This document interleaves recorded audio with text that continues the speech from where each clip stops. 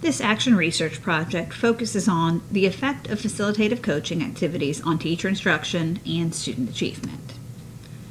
According to Reinke, Stormont, Herman, and Newcomer, teachers who engage in more coaching activities and feedback tend to implement instructional changes in the classroom with long-term success as compared to teachers who participate in fewer coaching activities and receive less feedback. Research also suggests that teachers who use student data to drive instructional decisions may have a positive impact on student achievement.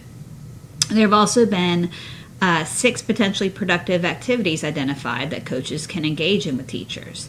Those are engaging in discipline, examining student work, analyzing classroom video, engaging in lesson study, co-teaching, and modeling instruction.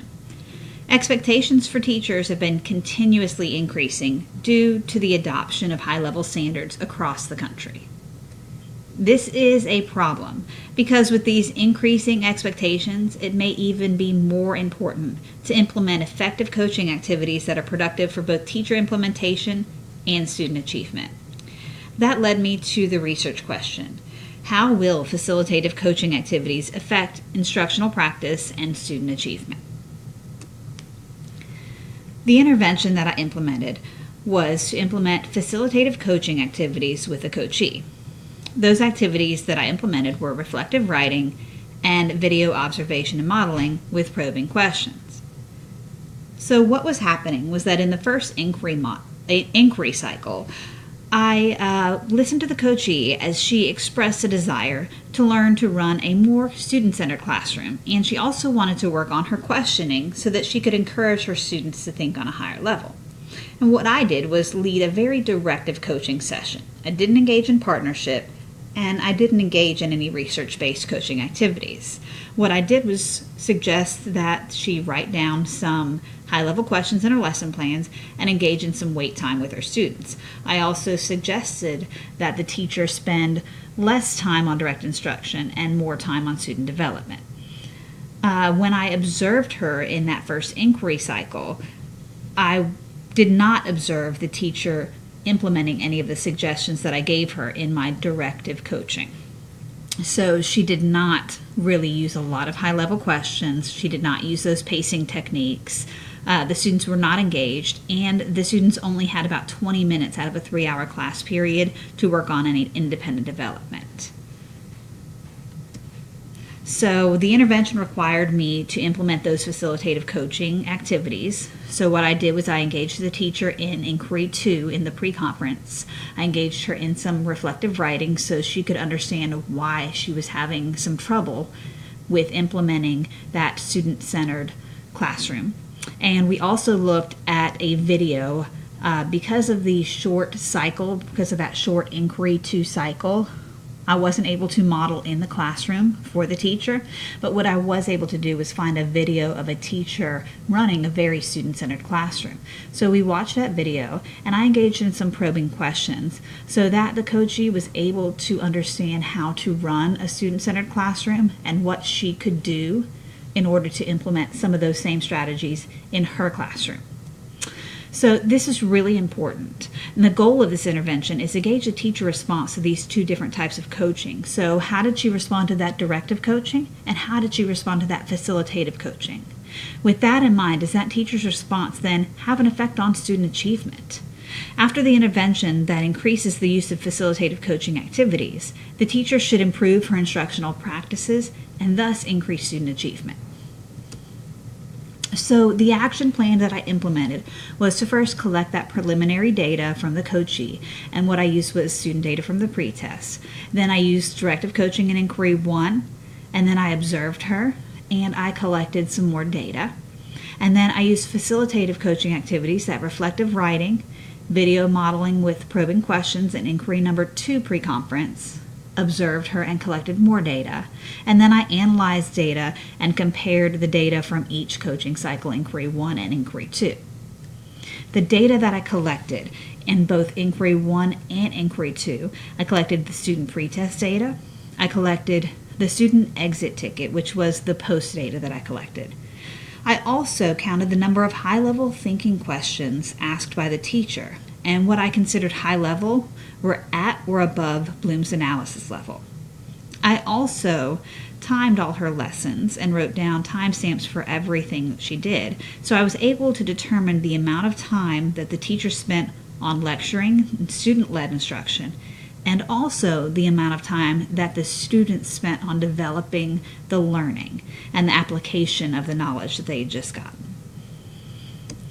So the data analysis you can see here, this tells us how many students were at the meeting or developing level on the pre-assessment and the post-assessment. And here, the goal for these students, because they are very low-level students coming in to summer school for remediation of 6th grade ELA standards. So the goal for them was to be at developing or meeting by the end of class. So we can see here in Inquiry 1, there was a 6% increase from the pre-test to the post-test. And in Inquiry 2, there was a 38% increase from pre-test to post-test. Here, this is the percent of high-level questions asked. In Inquiry 1, before the intervention, about 9% of the teacher's oral questions were at or above Bloom's analysis level. And after the intervention, about 20% of her questions were at the analysis level or above. And finally, here, in Inquiry 1, about 80% of the teacher's time was spent doing think alouds, modeling, and direct questioning, and that was all that teacher-led instruction. And about 20% was spent on student application and student development time. After the intervention, when the teacher went in to do the Inquiry number 2 observation, about 33% of the time was spent on teacher-led instruction, and 67% of the time was spent on student development time. So in Inquiry 1, in the pre-conference, I used all directive strategies, giving the teacher directions and suggestions. And in Inquiry 2, the pre-conference meeting, I used all facilitative strategies, engaging the teacher in free writing and video modeling with probing questions. The findings I found was that from Inquiry 1 to Inquiry 2, there was an 11% increase in the ratio of high-level questions asked by the teacher. From Inquiry 1 to Inquiry 2, there was a 47% increase in student development time. Finally, the student growth from pre-test to post-test increased by 32% from Inquiry 1 to Inquiry 2. The data shows that directive coaching strategies used in Inquiry 1 were not very effective in helping the teacher meet her instructional goals. The facilitative coaching strategies used in Inquiry number 2, however, may have led to the steps the teacher made toward meeting her instructional goals. So I did come to some conclusions.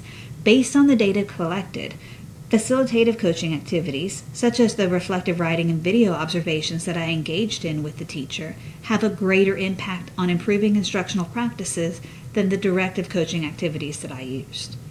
This can be concluded based on the observational data as well as the increase in student achievement. Based on research, the role of the instructional coach is to provide the teacher with a variety of tools and strategies to support them in improving their instruction. When the coach uses facilitative coaching activities in the coaching process, the teacher may better implement those instructional tools and strategies in the classroom. Though these specific activities work for this teacher, there may be other activities that fit the personality, students, and need of other teachers that engage in coaching. I did have very limited time, and I only worked with one teacher during this research project. So I do believe that more coaching activities and more teachers should be tested so that more data can be gathered to verify this study. One specific study that I do believe should be completed in the future to further the findings of this one would be to explore the effect of visualization and role-playing on improving instructional practices. These activities can be compared to teachers who undergo directive coaching, and those can be conducted with several teachers over a longer period of time than that of my study. And I do think that that would increase the validity of this research. Thank you. I do hope you learned something from my action research project.